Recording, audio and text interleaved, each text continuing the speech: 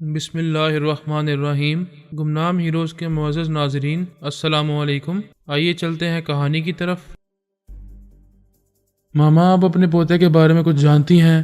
بہت کچھ جانتی ہوں۔ اس کے ننھے سے دماغ میں اتنی بڑی بات سما گئی ہے کہ وہ ماں سے ملے گا تو ماں 40 دنوں بعد اس سے ہمیشہ کے لیے جدا ہو جائے گی، اس لیے وہ شیوانی سے دور بھاگ رہا ہے۔ کیا ایسا ممکن ہے کہ وہ ماں سے دور بھاگتا رہے، اس کے روبرو نہ آئے تو شیوانی کی زندگی طویل ہو جائے گی؟ ہاں، صرف ماں بیٹے کے ملن سے ہی اس کی روح کو نجات ملے گی، لیکن میرا پوتا قدرت کے خلاف جنگ لڑ رہا ہے۔ ماما، اس جنگ کا انجام کیا ہوگا؟ یہ مجھ سے نہ پوچھو، آگے جو ہونے والا ہے چپ چاپ دیکھتی رہو۔ اب تم جا سکتی ہو۔ وہ پورس اور شیوانی کے پاس دماغی طور پر حاضر ہو گئی۔ فون کا رابطہ ختم ہو گیا تھا۔ شیوانی رو رہی تھی اور کہہ رہی تھی، ہم ابھی کسی پہلی فلائٹ سے ممبئی جائیں گے۔ اعلیٰ بی بی نے پوچھا، کیا اس نے اپنا پتہ بتایا ہے؟ پورس نے انکار میں سر ہلا کر کہا، نہیں، خدا جانے اس کے دماغ میں یہ بات کیوں سما گئی ہے کہ وہ ماں سے ملے گا تو 40 دنوں کے بعد مر جائے گا۔ اعلیٰ بی بی نے کہا، وہ درست کہہ رہا ہے، یہ جناب تبریزی کی پیش گوئی ہے۔ دونوں نے اسے چونک کر دیکھا۔ وہ آمنہ سے جو باتیں معلوم کر کے آئی تھی وہ ان کے سامنے بیان کرنے لگی۔ وہ تمام باتیں سننے کے بعد شیوانی نے اپنے سینے پر دونوں ہاتھوں کی کینچی یوں بنا لی جیسے بیٹے کو خیال ہی خیال میں سینے سے لگا کر دبوچ رہی ہو۔ پھر وہ پھوٹ پھوٹ کر رونے لگی، کہنے لگی، میرا بچہ مجھ سے کتنی محبت کرتا ہے، میری لمبی عمر کے لیے مجھ سے دور رہنا چاہتا ہے، لیکن میں ایسی عمر لے کر کیا کروں گی؟ مجھے اس سے ملنے کے بعد 40 دن کی زندگی منظور ہے۔ مجھے جتنی بھی زندگی ملے گی وہ میں اپنے بچے کے ساتھ گزاروں گی۔ اور اس نے اسے تھپک کر کہا، آنسو پوچھ لو، ہم ممبئی جا رہے ہیں۔ نیومی کرسٹل نے آنکھیں کھول کر دیکھا۔ وہ اپنے بیڈ پر چاروں چاندیں چت لیٹی ہوئی تھی۔ آنکھیں کھولتے ہی اسے یاد آ گیا کہ اس نے خود پر تنویمی عمل کرایا تھا۔ کاشف جمال اس پر عمل کرتا رہا تھا، پھر اس نے 2 گھنٹے تک تنویمی نیند سونے کا حکم دیا تھا اور وہ اس کے حکم کے مطابق 2 گھنٹے کی نیند پوری کرنے کے بعد بیدار ہو گئی تھی۔ یہ سب کچھ اس طرح ہوا تھا کہ نیومی کے ایک اور معمول اور تابعدار نے کاشف جمال کو اس وقت تک گن پوائنٹ پر رکھا جب تک وہ نیومی پر عمل کرتا رہا تھا۔ ایسے وقت نیومی ان دونوں سے سینکڑوں میل دور تھی۔ کاشف جمال کو بھی حکم دیا تھا کہ وہ اس بنگلے کو چھوڑ کر کہیں دوسری جگہ چلا جائے۔ دوسرے مکان میں وہ گن مین کاشف جمال کے ساتھ تھا۔ نیومی کرسٹل ان دونوں کے خیالات پڑھ رہی تھی۔ پھر اس نے گن مین سے کہا، میں تنویمی نیند پوری کر چکی ہوں اور اب اپنے ہوش و حواس میں ہوں۔ تم کاشف جمال کو اب گن پوائنٹ پر نہیں رکھو گے۔ اس نے کاشف جمال سے کہا، میں شاور لینے جا رہی ہوں، اس کے بعد تم سے رابطہ کروں گی۔ وہ شاور لینے کے دوران میں سوچتی رہی کہ کاشف نے اس کے دماغ میں کیسی کیسی باتیں نقش کی ہیں۔ اسے سب کچھ یاد آ رہا تھا۔ عمل کے آخر میں اسے حکم دیا گیا تھا کہ اس پر جو بھی عمل کیا گیا ہے اس کی ایک ایک تفصیل بعد میں یاد رہے گی۔ اس نے آدھے گھنٹے بعد کاشف جمال کو مخاطب کیا، پھر اس سے کہا، میں بہت اہم تبدیلیوں سے گزرنے والی ہوں۔ تم نے میرے دماغ میں یہ بات نقش کی ہے کہ 6 گھنٹے بعد میں فرات کے سامنے اپنی موت کا ڈرامہ پلے کروں گی۔ ان 6 گھنٹوں میں سے 2 گھنٹے گزر چکے ہیں۔ نیومی کی حیثیت سے میری زندگی صرف 4 گھنٹوں کی رہ گئی ہے۔ اس مختصر سے وقت میں مجھے اہم کام نمٹانے ہیں۔ وہ بولا، تم اپنے معاملات خوب سمجھتی ہو، پھر بھی میں تمہیں یہ یاد دلا دوں کہ میڈم سونیا کے بعد الپا تمہارے لیے بہت اہم ہے، تمہاری معمولہ اور تابعدار ہے اور تم نے اسے اسرائیل پہنچا دیا ہے۔ ہاں، مجھے الپا کے سر پر سوار رہ کر اسرائیلی کابرین پر حکومت کرنا ہے۔ یہ بہت بڑا گیم ہے اور بہت ہی منافع بخش ہے۔ میں نیومی کی حیثیت سے مرنے کے بعد بھی یہ گیم جاری رکھوں گی۔ میڈم سونیا کی حیثیت سے زندہ رہ کر بھی تمہیں یہ سب کچھ یاد رہے گا کہ کس کے ساتھ کیسا گیم کھیل رہی ہو۔ میں نے یہ طے کیا تھا کہ ہر 3-4 دنوں کے بعد سونیا پر تنویمی عمل کیا کروں گی تاکہ میرا عمل مستحکم رہے اور وہ کبھی میرے اثر سے نہ نکل سکے۔ ابھی میں اس مقصد کے لیے اس کے پاس جاؤں گی۔ میڈم سونیا کے سلسلے میں کیا کیا جائے، انہیں کہاں تلاش کیا جائے؟ وہ پریشان ہو کر بولی، یہ میرا سب سے اہم مشورہ ہے۔ اگر وہ فرحات کی ہاتھ لگ جائے گی تو میری ساری پلاننگ چوپٹ ہو جائے گی۔ تم اس ہاسپٹل کے ڈاکٹر اور نرسوں کے پاس جاؤ جہاں سونیا زیر علاج تھی، اسے تلاش کرنے کے اور بھی ذرائع پیدا کرو اور اسے ڈھونڈتے رہو۔ میں الپا سے فارغ ہو کر تمہیں مخاطب کروں گی۔ الپا نے پہلے کی طرح اسرائیلی کابرین کا بھرپور اعتماد حاصل کر لیا تھا۔ ان سے صاف صاف کہہ دیا تھا کہ فی الحال وہ فلسطینی مجاہدین کے خلاف خیال خوانی سے کام نہیں لے گی۔ اس نے کہا، میں فی الحال فرحاد اور پارس کو ناراض نہیں کرنا چاہتی، ان سے بنائے رکھنا چاہتی ہوں کیونکہ میری بیٹی انوشے بابا صاحب کے دائرے میں زیر تعلیم ہے۔ ایک حاکم نے کہا، آپ کی بیٹی یہاں بھی اعلیٰ تعلیم حاصل کر سکتی ہے۔ دنیا میں بڑے بڑے تعلیمی ادارے ہیں جہاں وہ طرح طرح کے علوم حاصل کر سکتی ہے۔ وہ بولی، بے شک بڑے بڑے تعلیمی ادارے اس دنیا میں ہیں، لیکن کوئی ادارہ اسے ٹیلی پیتھی نہیں سکھائے گا اور اس کے اندر غیر معمولی صلاحیتیں پیدا نہیں کر سکے گا۔ یہ صرف بابا صاحب کے دائرے میں ہی ممکن ہے، اس لیے میں نے اسے وہاں تعلیم حاصل کرنے تک چھوڑ دیا ہے۔ جب تعلیم مکمل ہو جائے گی تو میں کسی ہیلے بہانے سے اسے یہاں لے آؤں گی۔ ایک فوجی افسر نے کہا، فلسطینی مسلمان روز اول سے ہمارے لیے مسئلہ بنے ہوئے ہیں۔ ہم آپ کی خیال خوانی کے ذریعے انہیں بآسانی کچل سکتے ہیں، لیکن آپ اپنی ایک بیٹی کو وہاں چھوڑ کر اس مسئلے کو اور پیچیدہ اور طویل بنا رہی ہیں۔ بہت عرصہ پہلے میں خیال خوانی کے ذریعے ان فلسطینی مسلمانوں کے خلاف کئی طرح کے اقدامات کر چکی ہوں، لیکن نتیجہ آپ سب کے سامنے ہے۔ پہلے فرات کے چند ٹیلی پیتھی جاننے والے تھے جو فلسطینی مسلمانوں کی مدد کرتے تھے، اب تو بابا صاحب کے دائرے میں نہ جانے کتنے خیال خوانی کرنے والے پیدا ہو گئے ہیں۔ وہ سب فلسطینی مسلمانوں کی حمایت کے لیے یہاں آئیں گے تو میں تنہا ان کا مقابلہ نہیں کر سکوں گی۔ بہتر یہی ہے کہ ہم ابھی دوستانہ انداز اختیار کریں۔ ایک آرمی افسر نے کہا، آپ کھل کر خیال خوانی کے ذریعے فلسطینی مجاہدوں کے خلاف کوئی قدم نہ اٹھائیں، درپردہ ہمارا ساتھ دیں، اس طرح فرات اور پارس آپ سے کوئی شکایت نہیں کریں گے۔ وہ بولی، آپ ٹیلی پیتھی کے ہتھ کنڈوں کو نہیں سمجھتے ہیں۔ فرات اتنا نادان نہیں ہے کہ میں درپردہ خیال خوانی کے ذریعے کسی بھی فلسطینی مجاہد کو نقصان پہنچاؤں اور اسے معلوم نہ ہو سکے۔ بہتر ہے آپ حضرات ٹیلی پیتھی کے معاملے میں مجھ سے بحث نہ کریں۔ میں حکومت کے اور فوج کے ہر پیچیدہ معاملے میں کام آؤں گی، صرف فلسطینی مجاہدین کے خلاف کوئی قدم نہیں اٹھاؤں گی۔ ایک نے کہا، ہم فوج کے اعلیٰ افسران ہیں، اپنی حکمت عملی سے کام لیتے ہیں۔ اگر آپ خیال خوانی کے ذریعے ہماری مدد نہیں کریں گی تو پھر ہم امریکی ٹیلی پیتھی جاننے والوں کا تعاون حاصل کریں گے۔ میں اس کی اجازت نہیں دوں گی۔ آپ کیوں اعتراض کر رہی ہیں؟ اس لیے کہ وہ امریکی ٹیلی پیتھی جاننے والے فلسطینی مجاہدین کو نقصان پہنچائیں گے تو فراد اور پارس کو یہی شبہ ہوگا کہ میں خیال خوانی کے ذریعے ایسا کر رہی ہوں، جبکہ میں انہیں کسی شبے میں مبتلا نہیں کرنا چاہتی۔ وہ اعلیٰ افسر چپ رہا۔ الپا نے اس کے خیالات پڑھے، پھر کہا، میں تمہاری سوچ پڑھ رہی ہوں اور یہ سمجھ رہی ہوں کہ تم مصلحتاً ابھی خاموش ہو گئے ہو، لیکن تم نے یہ ارادہ کر لیا ہے کہ میں نے خیال خوانی کے ذریعے فلسطینی مجاہدین کے سلسلے میں اپنی فوج کا ساتھ نہ دیا تو پھر امریکی ٹیلی پیتھی جاننے والوں کا تعاون حاصل کیا جائے گا۔ وہ افسر انکار نہ کر سکا، خاموش بیٹھا رہا۔ وہ بولی، یاد رکھو، اگر ایسا ہو گیا تو سمجھو کہ تم سب مجھ سے محاذرائی کرو گے۔ اگر میری مرضی کے خلاف امریکی ٹیلی پیتھی جاننے والوں کا تعاون حاصل کرو گے تو میں فرحاد اور اس کے تمام ٹیلی پیتھی جاننے والوں کو یہاں بلا لوں گی۔ پھر اس کا نتیجہ کتنا بھیانک ہوگا یہ تم سب اچھی طرح سمجھ سکتے ہو۔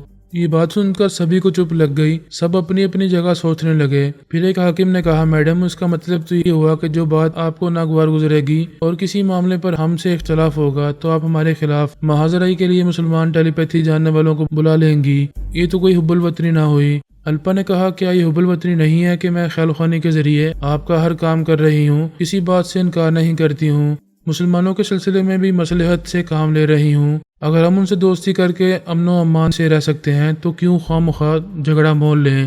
اگر فلسطینی مسلمانوں کے خلاف خیال خوانی کا ہتھیار استعمال نہ کیا گیا تو فرات کی ٹیلی پیتھی جاننے والے بھی آپ لوگوں کو نقصان نہیں پہنچائیں گے۔ کیا اتنی سی بات آپ لوگوں کی سمجھ میں نہیں آ رہی؟ وہ اٹھ کر کھڑی ہو گئی، پھر بولی، میں تھوڑی دیر آرام کرنے جا رہی ہوں، آپ موجودہ حالات پر غور کریں اور یہ بات اچھی طرح ذہن نشین کر لیں کہ اس ملک میں میرے مقابلے پر کسی بھی امریکی ٹیلی پیتھی جاننے والے کو لایا جائے گا تو اس کا مطلب یہ ہوگا کہ میرے خلاف محاذرائی ہو رہی ہے۔ اس سے پہلے بھی ایسا ہوا تھا اور میں یہ ملک چھوڑ کر چلی گئی تھی، لیکن اس بار میں ملک نہیں چھوڑوں گی، آپ اپنی اپنی کرسیاں چھوڑیں گے۔ وہ ان سے منہ پھیر کر جانے لگی، پھر دروازے کے پاس رک کر پلٹ گئی۔ ایک آرمی آفیسر کو دیکھتے ہوئے بولی، تمہارے دماغ میں یہ بات پک رہی ہے کہ اب تو میں تم سب کی نظروں کے سامنے آنے لگی ہوں، کسی وقت بھی مجھے گولی ماری جا سکتی ہے۔ تم اپنی یہ حسرت کسی وقت بھی پوری کر کے دیکھ لو، میرے مرتے ہی ٹیلی پیتھی جاننے والوں کی پوری فوج یہاں آئے گی اور تم سب کو تہس نہس کر کے رکھ دے گی۔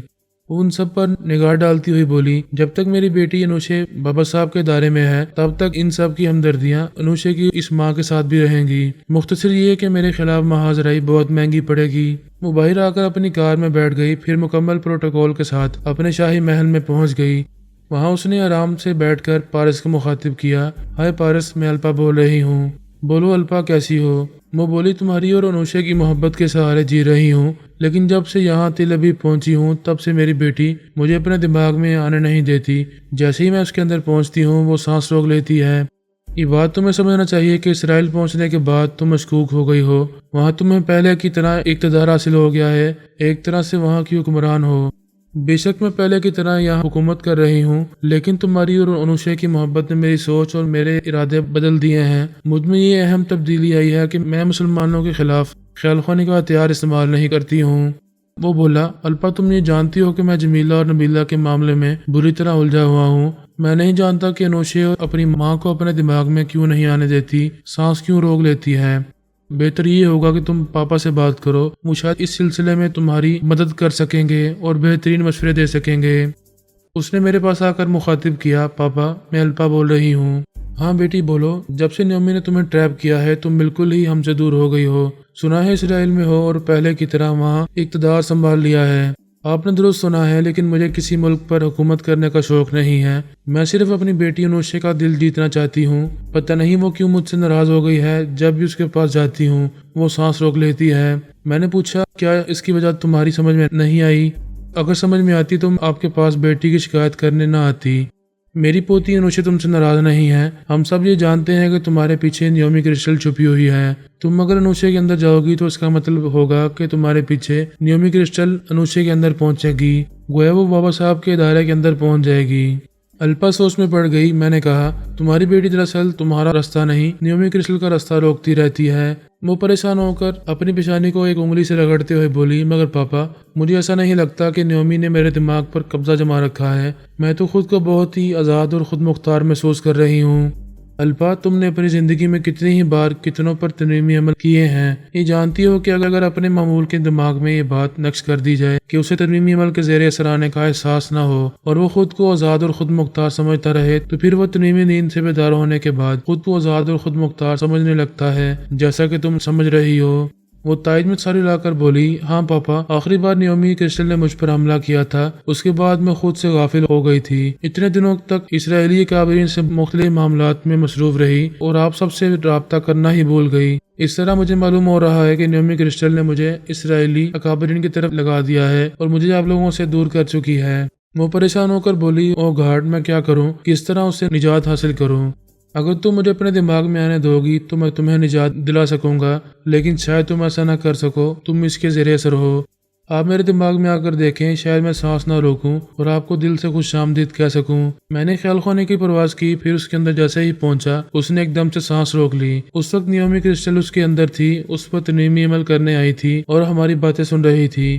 اگر الپا 2-4 سیکنڈ کے لیے بھی مجھے اپنے اندر آنے دیتی تو میں اس کے دماغ کو کمزور بنا کر اس پر چھا جاتا، لیکن نیومی نے ایسا نہیں ہونے دیا۔ جیسے ہی میری سوچ کی لہریں اس کے اندر پہنچی، اس نے اسے سانس روکنے پر مجبور کر دیا۔ وہ میرے اندر آ کر بولی، سوری پاپا، میں نہ چاہتے ہوئے بھی بے اختیار سانس روک لیتی ہوں اور آپ کو واپس جانا پڑتا ہے۔ اس طرح تمہیں سمجھ لینا چاہیے کہ تم اپنے اختیار میں نہیں ہو، تنظیمی عمل کے زیر اثر ہو۔ بے شک یہ ثابت ہو چکا ہے، میں مانتی ہوں کہ نیومی نے مجھے اپنی معمولہ اور تابعدار بنا لیا ہے، اور یہ سمجھ لینے کے بعد مجھے بہت صدمہ پہنچ رہا ہے۔ کل کی چھوکری نے آ کر مجھ جیسی گاہک عورت کو اسیر بنا لیا ہے۔ تم سونیا سے ذہین نہیں ہو، اس نے تو سونیا کو بھی اسیر بنا لیا تھا، اب وہ اس کے شکنجے سے نکل گئی ہے۔ یہ تو بڑی خوشی کی بات ہے کہ ماما کو اس سے رہائی مل گئی ہے، لیکن ہم خوش نہیں ہیں، پریشان ہیں۔ وہ اس کے شکنجے سے نکل کر پتہ نہیں کہاں بھٹکتی پھر رہی ہے۔ کیا آپ کو ان کے دماغ میں جگہ نہیں مل رہی؟ اسے زہریلے سانپ نے کاٹا تھا، اس کا دماغ زہریلا ہو گیا ہے، وہ بہت غصہ ور ہو گئی ہے، کسی کو اپنے اندر آنے نہیں دیتی، سوچ کی لہروں کو محسوس کرتے ہی سانس روک لیتی ہے، غصہ دکھاتی ہے، چیخنے لگتی ہے۔ او گاڈ، یہ ماما کے ساتھ کیا ہو رہا ہے؟ آپ کے جسم میں بھی زہر بھر گیا تھا، آپ بھی زہریلے ہو گئے تھے، کیا ماما رفتہ رفتہ آپ کی طرح نارمل ہو جائیں گی؟ انشاءاللہ ضرور نارمل ہوں گی، پھر ہمیں اپنے دماغ میں جگہ دے گی تو معلوم ہو سکے گا کہ وہ کہاں ہے۔ میں تو دعا مانگ رہا ہوں کہ وہ نارمل ہوتے ہی خود میرے پاس چلی آئے، خدا نے چاہا تو ایسا ہی ہوگا۔ نیومی نے اس کے اندر خیال پیدا کیا کہ اب اسے واپس جانا چاہیے اور کچھ دیر آرام کرنا چاہیے۔ وہ اس کی مرضی کے مطابق دماغی طور پر اپنی جگہ حاضر ہو گئی، پھر ذرا تھکے ہوئے انداز میں بولی، نیومی کیا تم میرے اندر ہو؟ اس کے اندر خاموشی رہی۔ اس نے کہا، دیکھو میں بھی پاپا سے باتیں کر رہی تھی، اچانک میرے اندر تم نے یہ خیال پیدا کیا، مجھے لمبی باتیں نہیں کرنا چاہیے، واپس اپنی جگہ حاضر ہو جانا چاہیے۔ یہ تمہارا مشورہ بھی تھا اور تمہارا حکم بھی تھا، جسے مان کر میں چلی آئی ہوں، میں اپنے اختیار میں نہیں ہوں، اس وقت تم موجود ہو، مجھ سے باتیں کرو۔ نیومی نے پوچھا، کیا باتیں کرنا چاہتی ہو؟ میں جو چاہتی ہوں وہ تم سے منوا لیتی ہوں، پھر کیا بات کروں؟ تم ٹیلی پیتھی کا غلط استعمال کر رہی ہو، تمہیں دوست بنانے چاہیے لیکن تم دشمن بناتی جا رہی ہو۔ میں تمہاری معمولہ اور تابعدار ہوں، تمہارے خلاف کچھ بول نہیں سکوں گی، اتنا ضرور کہوں گی کہ تم پاپا کو دشمن بنا کر بہت بڑی غلطی کر رہی ہو۔ وہ غلطی تو میں کر چکی ہوں، اب اس کی تلافی ممکن نہیں ہے، کیونکہ سونیا بھی میرے ہاتھوں سے نکل چکی ہے۔ میں اس سے فرات کے حوالے کر کے اسے معافی مانگ کر دوستی نہیں کر سکتی، اب دشمنی ہی جاری رہے گی۔ ایسا نہ کہو، تم اب بھی دوستی کر سکتی ہو، میں دوستی کروا سکتی ہوں، تم پاپا کے ساتھ مل کر ماما کو تلاش کرو گی تو وہ تمہیں معاف کر دیں گے۔ ایک تو اسے سانپ نے ڈس لیا ہے، پتہ نہیں اس کا زہر کیا رنگ لائے گا، آگے جا کر وہ نارمل ہوگی یا دماغی مریضہ بن جائے گی یا مر جائے گی۔ ایسے میں کیا فرحات کبھی مجھے معاف کرے گا؟ یقیناً کبھی نہیں۔ میں کسی خوش فہمی میں مبتلا ہو کر فرحات کے قریب جانے کا خطرہ مول لینا نہیں چاہوں گی۔ الپا مجھ سے گفتگو کرتے کرتے اچانک چلی گئی تھی۔ اس سے مجھے شبہ ہوا کہ نیومی اس کے اندر موجود ہے اور یہ نہیں چاہتی کہ الپا مجھ سے زیادہ باتیں کرے، اسی لیے اسے مجھ سے دور لے گئی ہے، شاید اپنے طور پر اس سے کچھ باتیں کرنے والی ہے۔ میں 2-4 منٹ کے بعد الپا کے اندر گیا تو میرا خیال درست ثابت ہوا۔ نیومی اس سے کہہ رہی تھی وہ بہت زیادہ تھکی ہوئی ہے، لہذا اسے بیڈ پر لیٹنا چاہیے۔ وہ اپنی جگہ سے اٹھ کر بیڈ پر آ کر لیٹ گئی، پھر بولی میں تمہارے ارادوں کو سمجھ رہی ہوں، تم مجھ پر تنویمی عمل کرنا چاہتی ہو۔ نیومی نے سخت لہجے میں کہا میں تمہیں حکم دیتی ہوں بالکل خاموش رہو، خبردار ایک لفظ منہ سے نہ نکالنا، اب میں احکام دیتی رہوں گی اور تم ان کی تعمیل کرتی رہو گی۔ میں فوراً ہی الپا کے دماغ سے نکل آیا، یہ جانتا تھا کہ نیومی تنویمی عمل کرنے سے پہلے اس کے دماغ سے جائے گی اور پھر آ کر دیکھے گی میں الپا کے دماغ میں آیا تھا یا نہیں۔ وہ پہلے پوری طرح اطمینان حاصل کرے گی، پھر اس پر تنویمی عمل کرے گی۔ میں اطمینان سے اپنی جگہ آرام کرتا رہا۔ ترمیمی عمل 10-15 منٹ میں نہیں ہوتا، اس کے لیے کچھ وقت لگتا ہے۔ میں تقریباً 15 منٹ گزارنے کے بعد پھر الپا کے دماغ میں پہنچا تو اس وقت تک نیومی مطمئن ہو چکی تھی اور الپا پر ترمیمی عمل کر رہی تھی۔ میں اس کے اندر خاموش تماشائی بنا رہا۔ نیومی اس کے ذہن میں اپنے طرح طرح کے احکامات نقش کرتی رہی، خاص طور پر میرے متعلق یہ حکم دیا کہ آئندہ وہ مجھ سے رابطہ نہیں کرے گی اور نہ ہی مجھے اپنے دماغ میں آنے دے گی، کیونکہ نیومی اس کے اندر رہ کر ترمیمی عمل کر رہی تھی، اس لیے الپا میری سوچ کی لہروں کو محسوس نہیں کر رہی تھی۔ اگر نیومی وہاں نہ رہتی تو وہ میری سوچ کی لہروں کو محسوس کرتے ہی سانس روک لیتی، مجھے اپنے اندر سے بھگا دیتی۔ وہ بیچاری مجبور تھی، اس نے ابھی الپا کے دماغ میں یہ بات نقش کی تھی کہ مجھے اپنے اندر آنے نہیں دے گی۔ ایسے ہی وقت رنگ میں بھنگ پڑ گیا۔ میں نے اچانک ہی اس کے تنویمی عمل کو توڑ دیا، اسے مخاطب کرتے ہوئے کہا تم مجھے اس کے اندر آنے سے کیا روک سکو گی؟ تمہیں کیا پتا کہ میں کب سے یہاں بیٹھا تمہارے تنویمی عمل کا تماشا دیکھ رہا ہوں، بس یہ تماشا بند کرو۔ یہ کہتے ہی میں نے الپا کے دماغ میں ہلکا سا زلزلہ پیدا کیا، وہ چیخ مار کر اٹھ بیٹھی۔ نیومی نے اس کے دماغ پر قبضہ جمانا چاہا۔ میں نے کہا اب تم کسی بھی طرح سے اپنے شکنجے میں نہیں لے سکو گی، زلزلے کے جھٹکے نے اس کے دماغ کو کمزور بنا دیا ہے۔ میں نے اپنے 2 ٹیلی پیتھی جاننے والوں کو بلایا، پھر نیومی سے کہا اس لمحے سے اس کے اندر میرے ٹیلی پیتھی جاننے والوں کی فوج رہا کرے گی، تم اسے دوبارہ اپنی ممولہ اور تابعدار نہیں بنا سکو گی۔ اب کوششیں کرتی رہو اور ناکام ہوتی رہو۔ الپا کی دماغی تکلیف کچھ کم ہو رہی تھی۔ میں نے کہا سوری الپا، تمہیں اس چڑیل سے نجات دلانے کے لیے یہ ضروری تھا، اس لیے میں نے تھوڑا سا ظلم کیا ہے۔ وہ تکلیف اور کمزوری کے باوجود مسکرا کر بولی نو پاپا، آپ نے تو مجھ پر احسان کیا ہے، آئی لو یو پاپا۔ میں نے کہا تمہارے اندر ہمارے خیال خوانی کرنے والے موجود رہیں گے، اس وقت بھی موجود ہیں۔ پھر میں نے نیومی سے کہا تم ایسی ذلیل عورت ہو جس نے میری سونیا کو دربدر کر دیا ہے، تم کیا سمجھتی ہو میں تمہیں سکون سے رہنے دوں گا؟ تم نے اب تک جہاں جہاں کامیابیاں حاصل کی ہیں میں وہاں تمہیں ناکام بناتا رہوں گا۔ اتنا کچھ ہونے کے باوجود تمہارے لیے بھی معافی کی گنجائش ہے، جتنی جلدی ہو سکے سونیا کو تلاش کر کے میرے پاس پہنچا دو، میں تم سے دشمنی بھول جاؤں گا۔ پھر میں نے الپا سے کہا بیٹی میں بھی ضروری کام سے جا رہا ہوں، پھر کسی وقت آؤں گا، تم فکر نہ کرنا۔ میں وہاں سے چلا گیا۔ نیومی تھوڑی دیر تک چپ رہی، سوچتی رہی، پھر الپا کے خیالات پڑھنے لگی۔ وہ خوش تھی، بستر پر لیٹ کر مسکراتے ہوئے انگڑائیاں لے رہی تھی۔ اس نے کہا الپا بہت خوش ہو رہی ہو؟ میں نیومی بول رہی ہوں، اس وقت فرات جا چکا ہے، میں تنہا ہوں، تمہیں پھر اپنے زیر اثر لا سکتی ہوں۔ یہ کہہ کر اس نے الپا کے دماغ میں پہنچنا چاہا تو اس نے سانس روک لی، مسکرا کر بولی میرا ذہن اگرچہ کمزور ہے لیکن ٹیلی پیتھی جاننے والے محسن میرے اندر موجود ہیں اور مجھے تحفظ فراہم کر رہے ہیں۔ تم جتنی کوششیں کرنا چاہو کر لو، کامیابی کبھی نہیں ہوگی، بہتر ہے تم یہاں سے چلی جاؤ۔ وہ اپنی جگہ دماغی طور پر حاضر ہو گئی، کبھی سوچ بھی نہیں سکتی تھی کہ الپا اچانک ہی اس کے ہاتھ سے نکل جائے گی۔ وہ تو اس کے ذریعے اسرائیل میں بہت بڑا گیم کھیلنا چاہتی تھی، اس کے سر پر سوار رہ کر وہاں کی حکمران بن جانا چاہتی تھی، لیکن اس کا یہ خواب شرمندہ تعبیر نہ ہو سکا۔ وہ مایوس ہو کر اپنے معمول اور تابع دار کاشف جمال کے پاس آئی، پھر اس سے پوچھا سونیا کا کوئی سراغ ملا؟ نو میڈم، میں جس نرس کو رشوت دے کر سونیا کی نگرانی کروا رہا تھا اس نرس کے خیالات نے بتایا ہے کہ وہ بے اختیار مجھ سے ملنے کے لیے اس بنگلے میں آئی تھی جہاں میں میڈم سونیا کے ساتھ رہتا تھا۔ تم نے صحیح وقت پر مجھے وہ بنگلہ چھوڑ دینے کا حکم دیا تھا اور میں وہاں سے چلا آیا تھا۔ اگر وہاں رہتا تو فرحات اور اس کے ٹیلی پیتھی جاننے والے مجھ تک پہنچ جاتے۔ وہ بولی فرحات اب تیزی دکھا رہا ہے، اس اسپتال تک پہنچ گیا ہے جہاں سونیا زیر علاج تھی، وہ جلدی اسے ڈھونڈ نکالے گا۔ اس نے اچانک ہی مجھ پر ایک حملہ کیا ہے، کمبخت نے الپا کو مجھ سے چھین لیا ہے۔ کاشف جمال نے حیرانی اور بے یقینی سے پوچھا یہ کیا کہہ رہی ہو؟ الپا تمہارے ہاتھ سے کیسے نکل گئی؟ جیسے بھی نکل گئی، اپنی ناکامی کا ذکر کرنا اچھا نہیں لگتا۔ کیا فرات کی چال بازی تمہاری سمجھ میں آ رہی ہے؟ میں نادان نہیں ہوں، یہ دیکھ رہی ہوں کہ پہلے وہ مجھے ہر طرف سے ناکارہ بنا رہا ہے، مجھے کمزور کر رہا ہے، پھر اچانک ہی کہیں آ کر مجھے دبوچ لے گا۔